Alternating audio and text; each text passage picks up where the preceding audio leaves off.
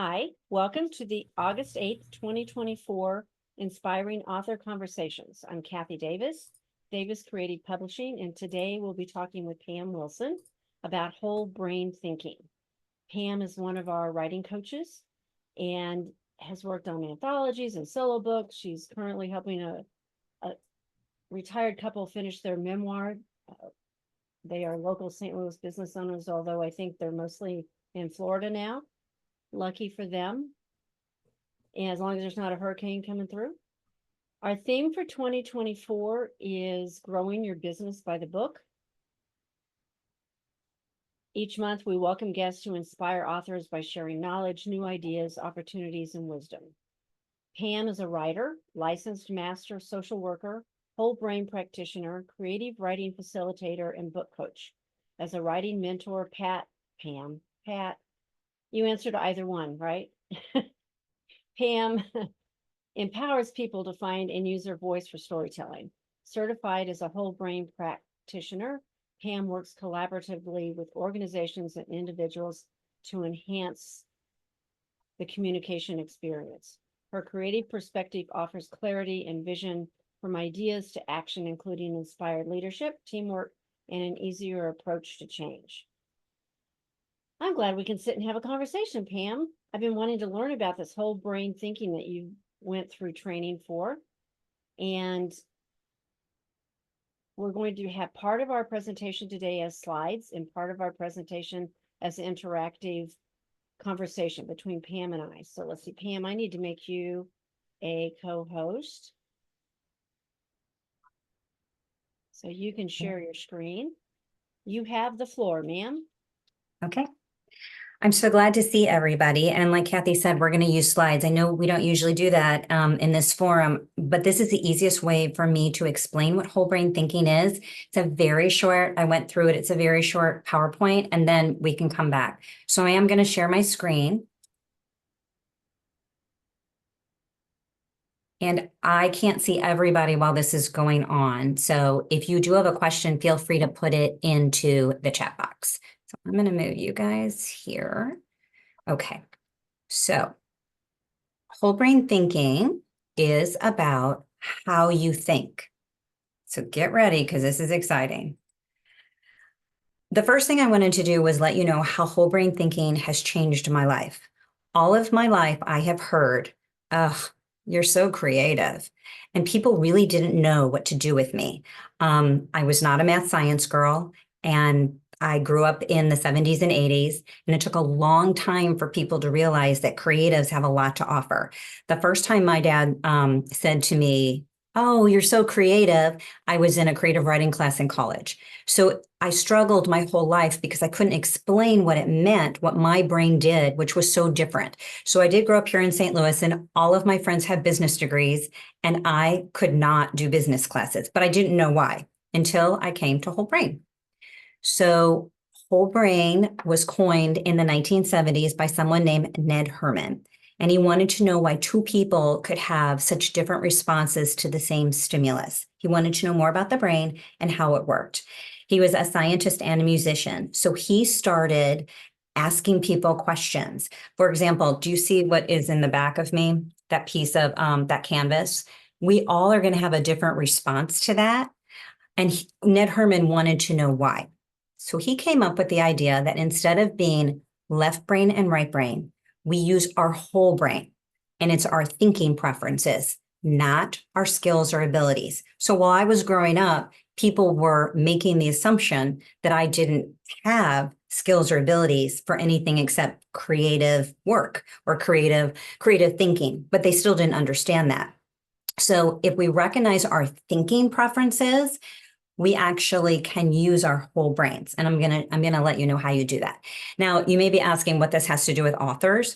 What I do is I use my whole brain training. I'm a certified practitioner when I work with writers. And if I can identify their thinking preferences, it really does make the interchange and the communication a little bit easier. All right. Whole brain thinking is a way to understand how people think differently, and it supports creative problem solving. I'm sure you've all been in meetings before where you have this great idea and you say it and everybody looks at you wide-eyed thinking, how did you think of that and why would that work? So I am all about creative problem solving.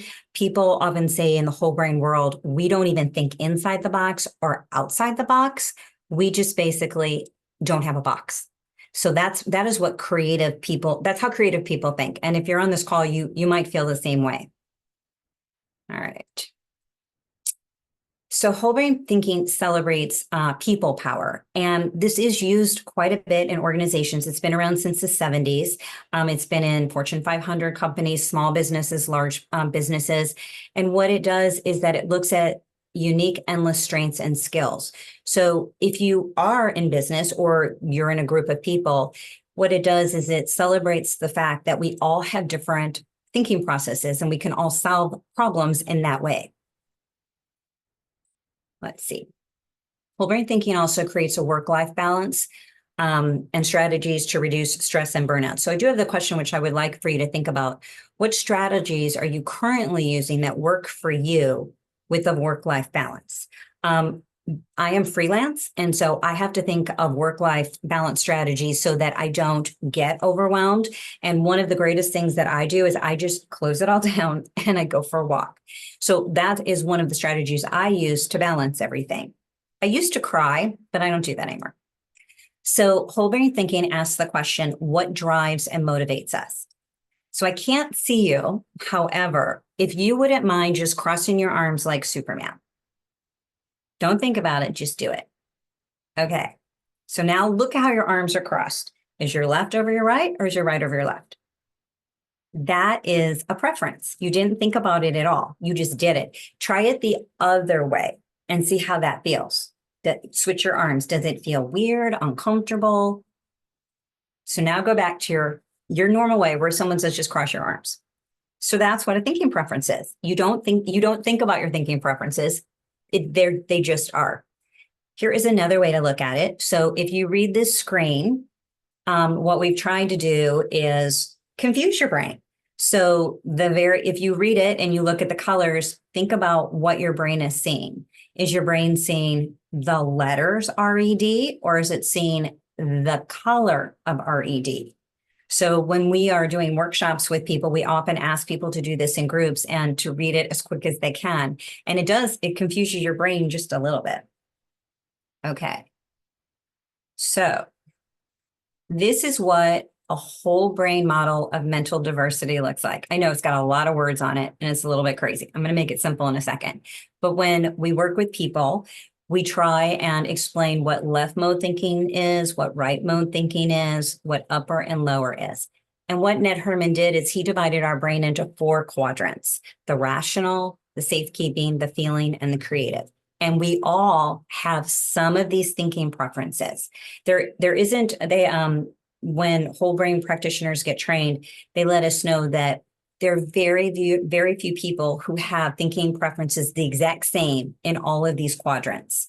So as soon as I understood this, I understood what my thinking preferences were.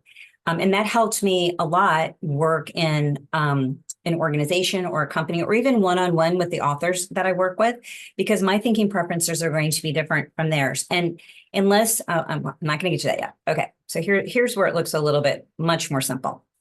So if your thinking preferences, I like this so much better. If your thinking preferences are in the blue quadrant, you might be very logical and fact-based.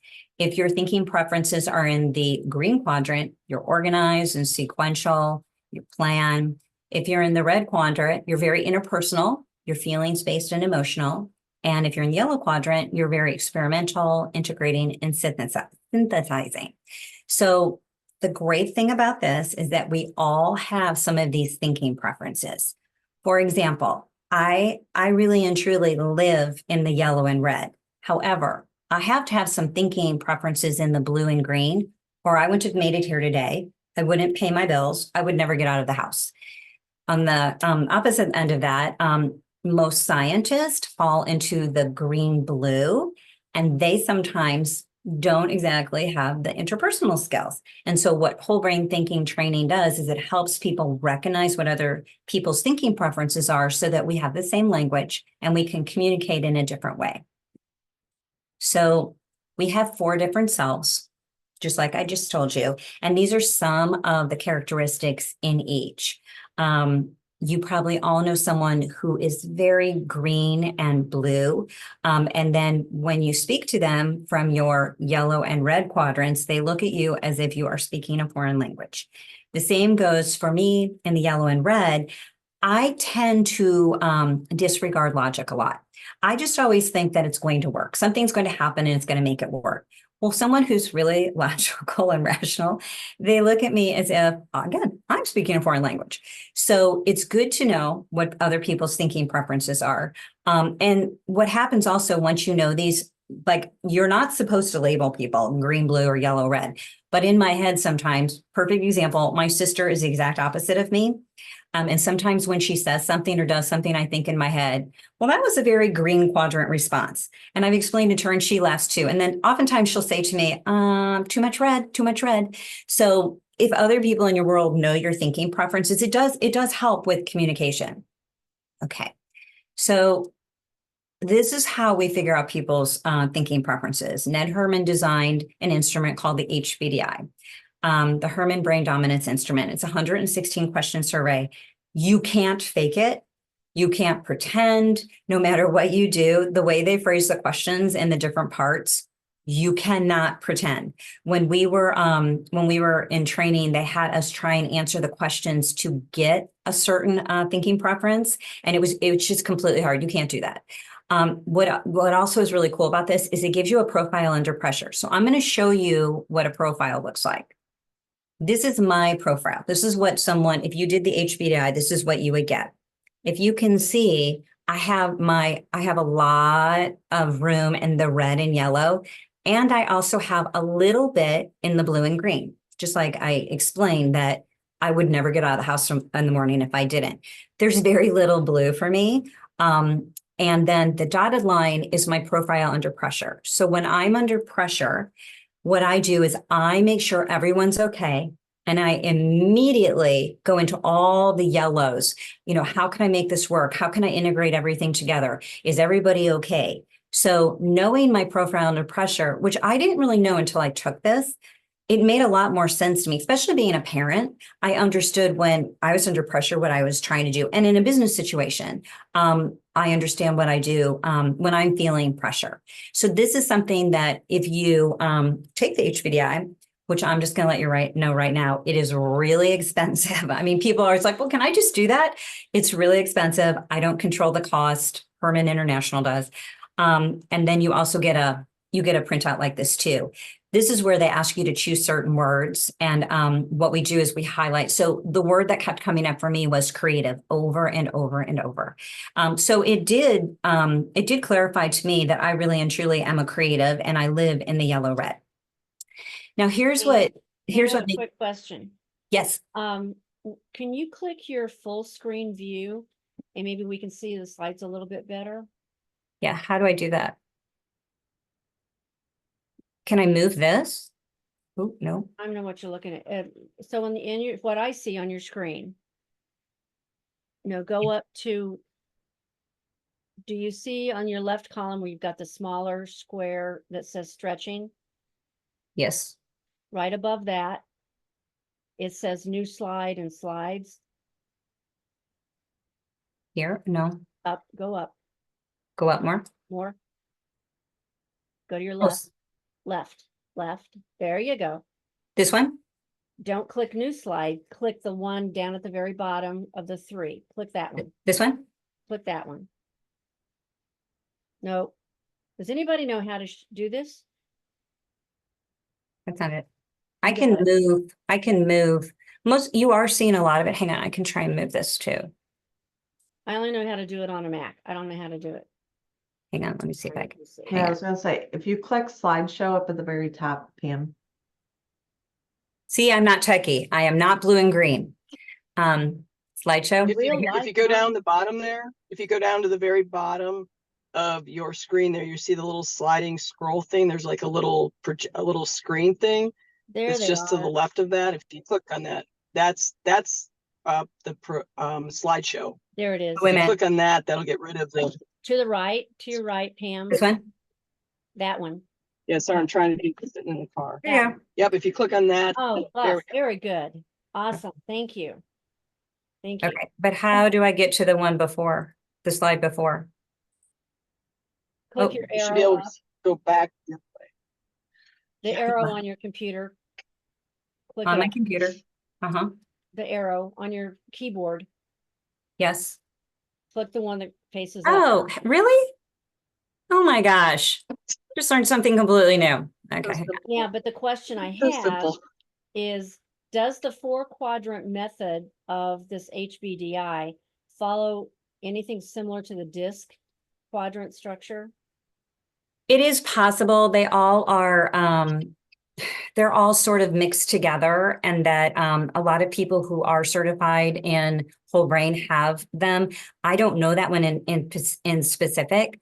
I do know a lot of people want to know how close this is to when they give you a color and some letters, or they give you There's letters. personality types in the 4 Yes. quadrants. Yeah. So the thing Yes. about this is that, hang on, I'm trying to go to the, how do I get to the previous one? Push your arrow up. Push the up arrow on Okay. your keyboard. See, I'm not techie at all. Okay, well, hang on. I don't think I have to go Okay. back. Okay, so there are a lot of people who are certified in a number of these. I am not. I know that they are similar. Remember, this is not skills or abilities. This is thinking preferences. Mhm. That's how we make the clarification. And you are born with thinking preferences unless you suffer a huge, huge trauma. They've collected HBDIs since the 70s, and they have a lot of research. If you go to Herman International, and they've looked at it, they look at it completely all the time. And it's very, very rare that anybody changes their thinking preferences. Gotcha. Thank you. So the one thing that this does teach us is how we can stretch, how I can stretch into blue and green. Obviously, learning a little bit more about technology that would help me with green and blue. I also am a big researcher, and I am always making lists. That helps me. All right, so now here's my question. How do I move on? Oh, There you go. I think I did. Okay. So when I understand my thinking preferences, it makes me a more effective leader, and I can use insights to make better decisions. Oh, wait a minute. And no one has just one thinking preference. Like I explained before, we are a combination of all of these. Let's see. So whole brain thinking does build and maintain relationships, collaboration and communication, and it builds strong leaders. I think I might be near the end. This is what I love about this the most, is that it's a win-win result and solutions. So everybody's insights and thoughts are heard. That's what I love the most about it. So if you have, this is going to be one of our activities. This is the languages of the brain.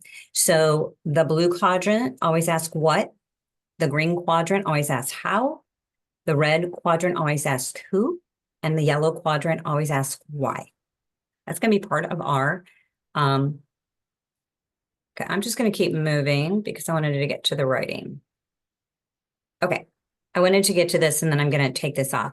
I want you, and I know this was really, really fast. I just want everyone here to think a little bit about if you learned anything at all about where your thinking preferences might lie. And this is a big guess because you're just hearing this for the first time. And then maybe write about it. Maybe we could take 2 minutes and somebody could write about what they think their strongest thinking preference is and think about some examples. It's also a way that you can integrate some of this into your life. So that's 2 different writing activities. So if you just take maybe 2 minutes and think a little bit about if you learned anything at all, I do know this is quick, what your strongest preference might be, and maybe what you learned about it, how you can integrate it into your day. Yes, ma'am.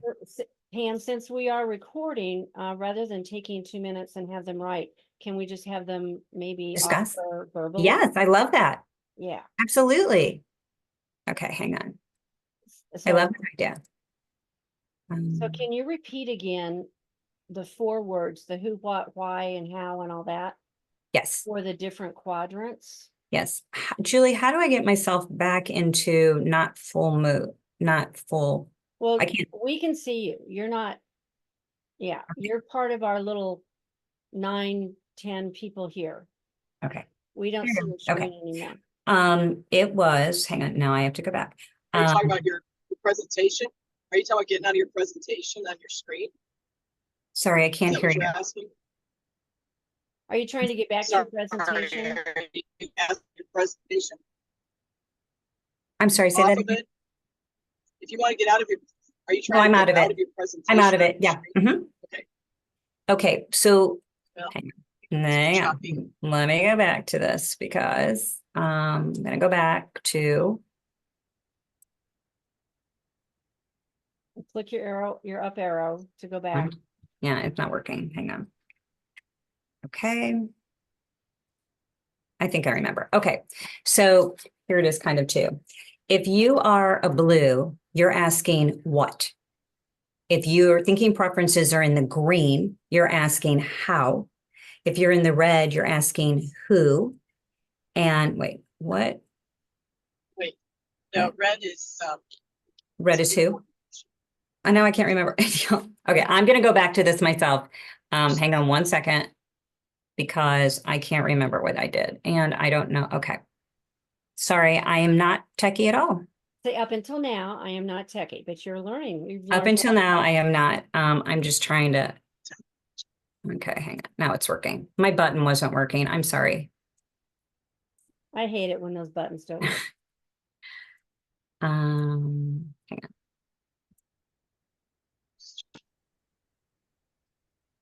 How do I get to my regular,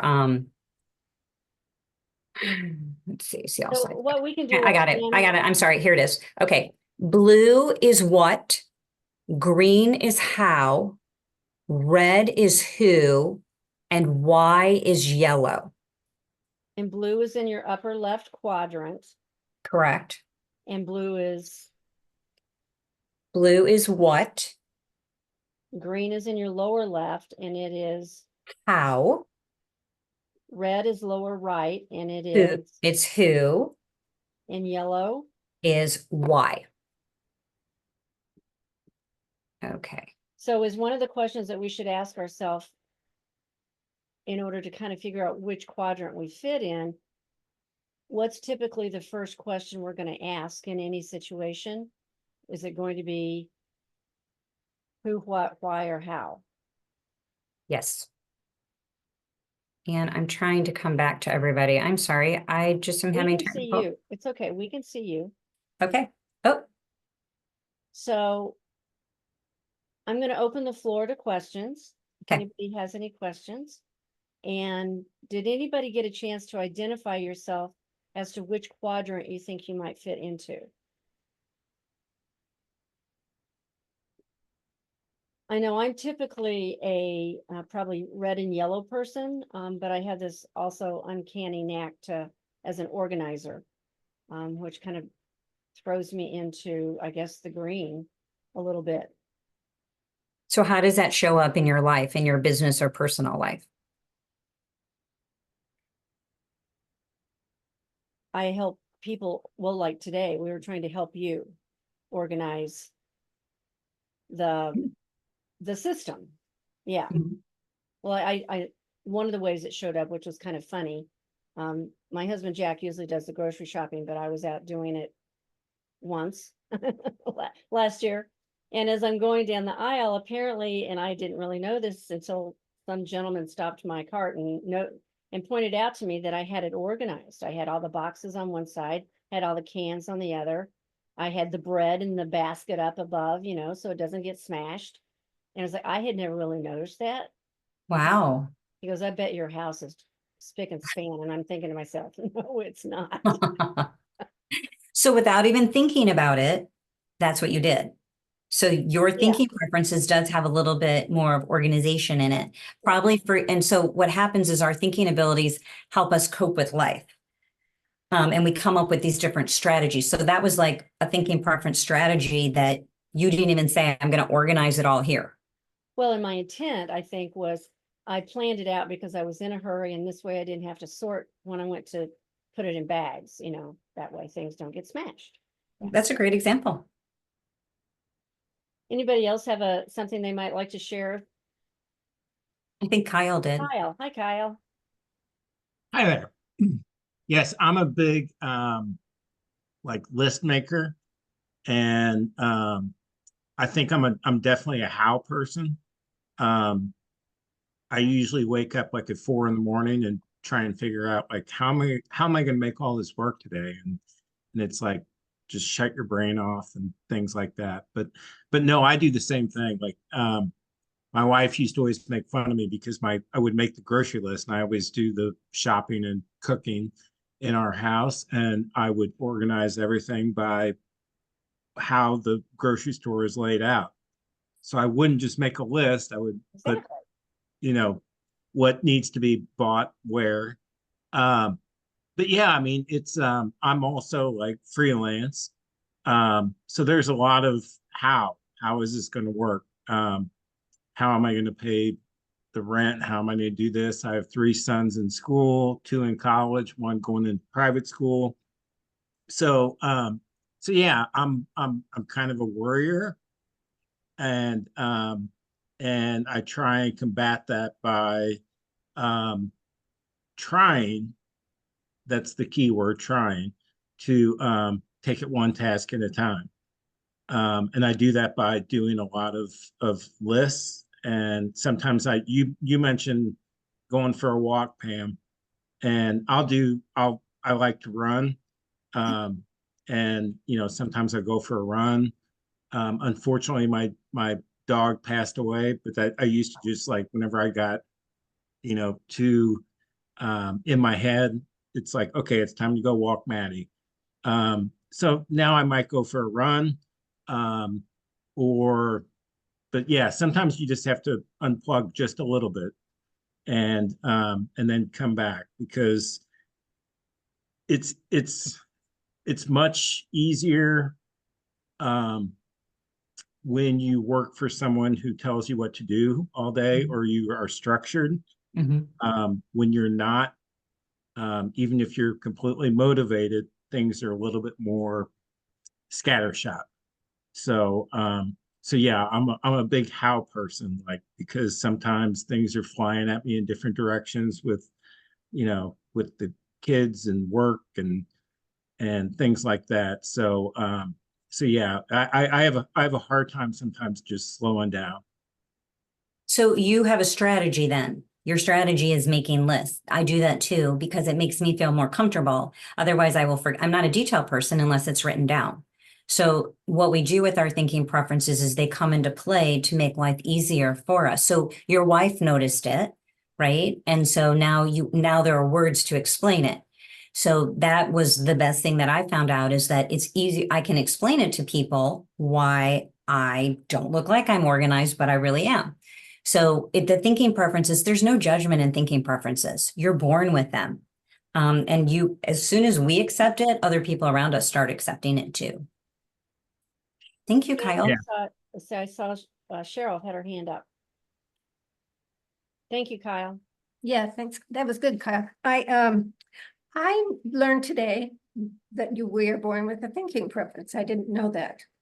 And my thinking preference that I spent most of my time with as in growing up was why. Just sort of why. Why do I have to do that? Or why is it like that? Or, all those things. But then it's interesting because when I was in undergraduate school, I had a minor in journalism. And all of a sudden I had to think about who, what, when, where, why. And how? And it changed everything. And so it was wonderful learning that I did have a thinking preference and that I could identify it. But I also know that I have really been able, with information and practice, to adapt my thinking style to whatever's required in that moment. Just very, very helpful to know. Thank you, Pam. Thank you. Thank you. Glad to hear that. I Anybody do else? also get very confused.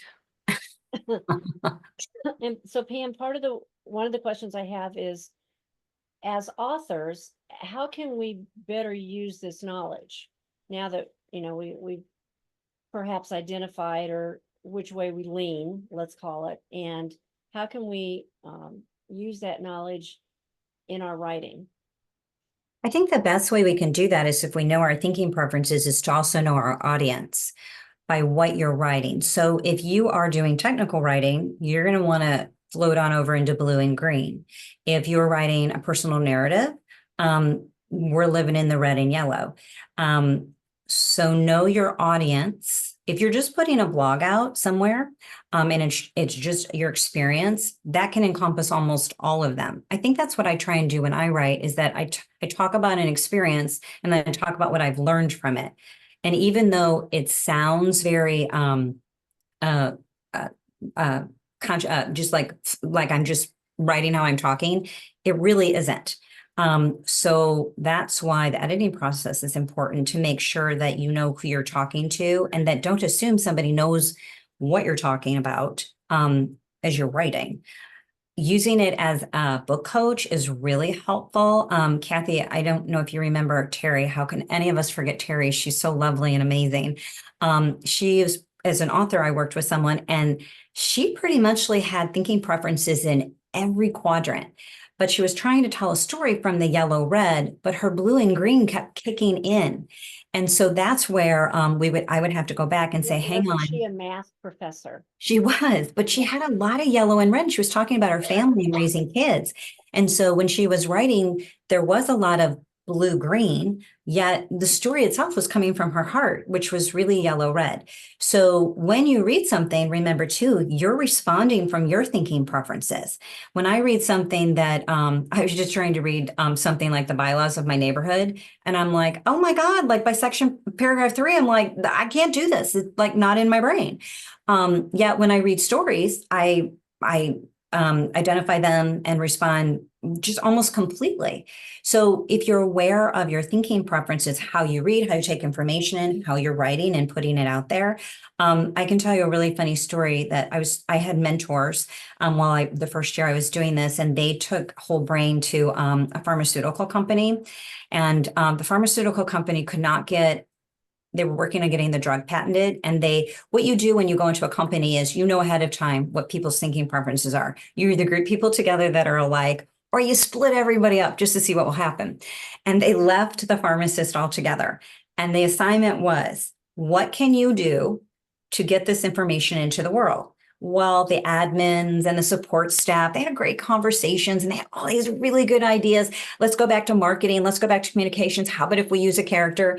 And the facilitators walked over to the pharmacist table. Hope nobody here is a pharmacist. And they said, so what did you all come up with? And they said, they were quiet. And they said, well, nothing. It's not up to us. It's up to the FDA. So their thinking preferences immediately went to blue-green. They weren't in charge of it. No matter what they said, they knew it probably wouldn't have anything to do with it. And the facilitators just looked at them and said, did you maybe want to think of some ideas? And they were like, no, we're good. So that's why if you know where people are coming from, it is a little bit easier to work with them. They did say later, they said we should have split them up and sent them other places, to other tables where there was more red and yellow. But remember too, when you come across somebody who has completely different thinking preferences than you have to really, that's part of what whole brain is. You have to stop and realize it's cognitive diversity and think, okay, they have different thinking preferences. What are they bringing to this? I learned a lot from Terry. I learned a lot that you could tell a story blue-green based, but in the yellow-red world. So you just have to realize that. And if you live with somebody or you have, your friends, often my friends know about this and we just laugh and say, you're very green blue today. Can you come over with me? I think it's really fun. Kathy, I think this is what brought this up, is that you said something to me and I responded in whole brain language and you're like, well, what is that anyway? So you can go online and read all about it. They're on LinkedIn. You can get their newsletters, which are really fascinating. They do a lot of research with the brain, which my yellow-red person doesn't really understand. But I like to read it because I like to feel smart too. So anybody else want to share anything? Anything they came up with with their thinking preferences? As we were talking about the 4 quadrants, it reminded me, and I was kind of looking on the call to see if I had any of my colleagues from NLP. There's a similar four, and it was like right now it's not in my head. I've got to go back to my book, find that page and see the visual because I'm a very visual person. But there's a very similar process where they're saying, and we were talking about it as when you're speaking, perhaps, like for your local chamber or for a huge keynote in an auditorium, to make sure that you touch on all four quadrants. Mhm. And because there's going to be a variety of people in that audience, Mhm. which also relates back to what are you writing? What's your audience? Mhm. Who is the audience? Whatever the topic is. And Mhm. perhaps add a little bit from each quadrant, depending Mhm. on how that author or you define that avatar that you're talking to. And that's what we do in presentations. They're audio, they're visual. We get people up and moving and grooving. We ask a lot of questions, but that is a really good, that's something to remember too when you're writing. Make sure you hit all four quadrants too. And not in such a like in your face way, but if you think about it, you really can add all four quadrants to writing. Kyle? Yeah, I would just say too, like list making can help more than like making a grocery store list. Whenever I served as the writing coach for the Notes from Dad anthology, I was working with a lot of people who were not professional writers. And the first thing I told them was never sit down in front of a screen, like a blank screen, and then just try and write. Make an outline Mhm. or make like just checklists and say, okay, these are the key messages I want to get across. This is where I want to take the story from point A to point Z. And so I think it can be, it might be nerdy to make a grocery list like that, but it also can be translated to the writing craft as well, because you need to go in with a plan. You need to understand realize yourself like what you want to say and what are the key messages. And so I encourage anyone who writes to follow something like that. That's a great point because in the anthologies, they're all writing to a theme. So they're already presented with how to start and where to start. And when you're working with people who want to write a memoir or a book, they're coming in saying, well, this is what we want to write about. We want to write our story. We want to write how it happened. So that's a good idea, Kyle, to just actually pinpoint that and say, here are some of the techniques and strategies that might get you started. That's a great idea. Actually, that might be something to write about, like blog about. Seriously, I mean, that's a really good idea without giving too many secrets away. Yeah. Any other questions or comments? I know we've got quite a variety of professions here on the call today, and I understand that you've got a free gift for people on the call today. Can you tell us a Absolutely. little bit about that? Sure. I'm happy to have a conversation with anybody. If you wanted to know more about whole brain, I can explain exactly how we would go about it. Anybody can take the HVDI. We would have to buy it and then go through it. But I can talk to you a little bit more. That was a very short version. We can go through things that, just like Kyle pointed out, how to get started with something. So feel free to email me and I would be happy to have a conversation with anybody, tell you a little bit more and brainstorm with you how to make it work in your life. And we'll include Pam's email in the follow-up, as well as a link to this recording. Tell me I did hit record. Yes, I did. Okay, good. That would be great. That sense of panic sets in, like, oh no. Yeah, great information today. But I want to thank you, Pam, for taking the time to be with us today. I know you have a very busy schedule. You just got back from another beach, as I recall, right? Yes. That's awesome. And I want to thank our live audience guests for being here with us today. Be watching for that follow-up email with Pam's information. Are there any last words of wisdom that you'd like to share? I think, again, when I started from the very beginning, I always knew I was creative. I've been writing stories since I could, I've been making up stories since I could make up stories. And really leaning into what my thinking preferences were has made my life a lot easier.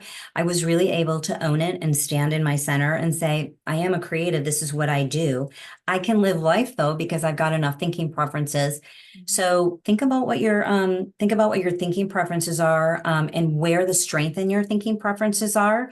I think it's an exciting way to look at it because it's so non-judgmental. And it opens up an entire world, especially when you own something that you've known all along about yourself. It just is. Yeah. Mhm. It is. So our next inspiring author conversations will be on Thursday, September 12th. We'll be talking with Karen Fox about the pros and cons of using AI for business. And that's Thursday, September 12th, same time at 11:30 Central. Thank you everyone for being here today. Buff, be careful driving Yes, be You're careful. on the road. And we'll see you next month. I'm not doing the driving, I'm just a passenger. Ah, okay, good. Yeah. Thank you. Thank you Thank you guys. very Thank much. you, Pam. Thanks for that technical help too. Yeah, thanks, Pam. Bye-bye. Thank you, Pam.